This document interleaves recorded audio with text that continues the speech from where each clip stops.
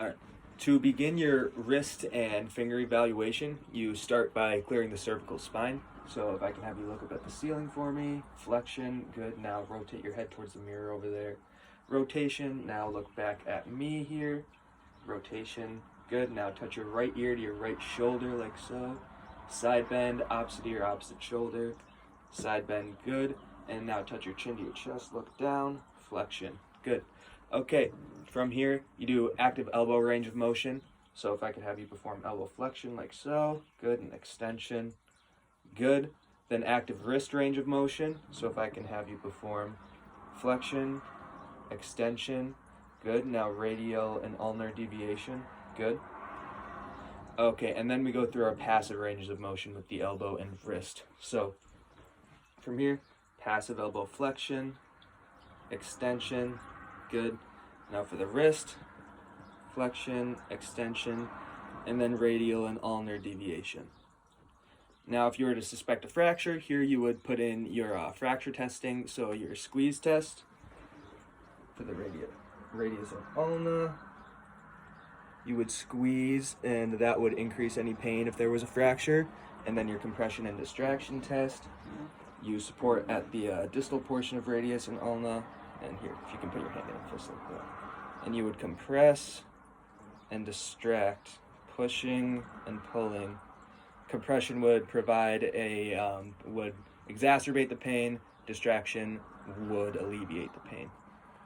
All right, and then from there, you go into your isometric resistance for elbow flexion and extension. So I'm gonna support here, hold strong, don't let me move you. Elbow flexion, good. Now extension, hold strong, don't let me move you, good. And then for wrist flexion extension, so extension, hold strong, don't let me move your wrist, good.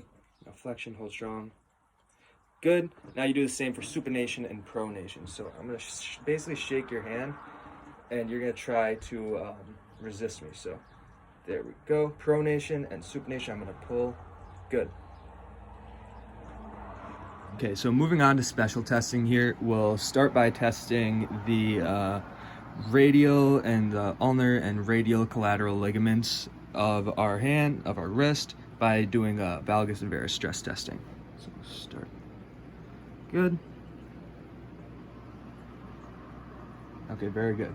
From here, we move on to Finkelstein's test. So if I can have you take your hand, put your thumb in your fingers like this, and wrap your hand around it, and then we're gonna ulnarly deviate like that.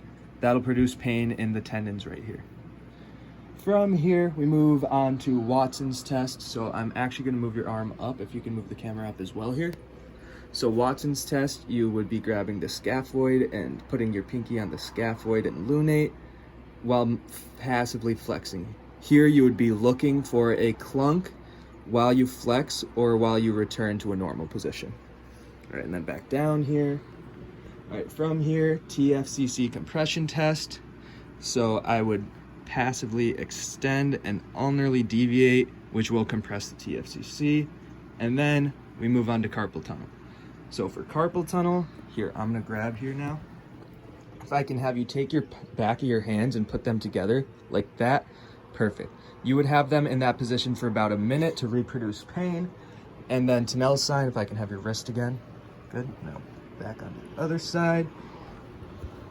For Tinel's sign, I don't have a reflex hammer available to me, but you would basically tap the median nerve along the wrist here.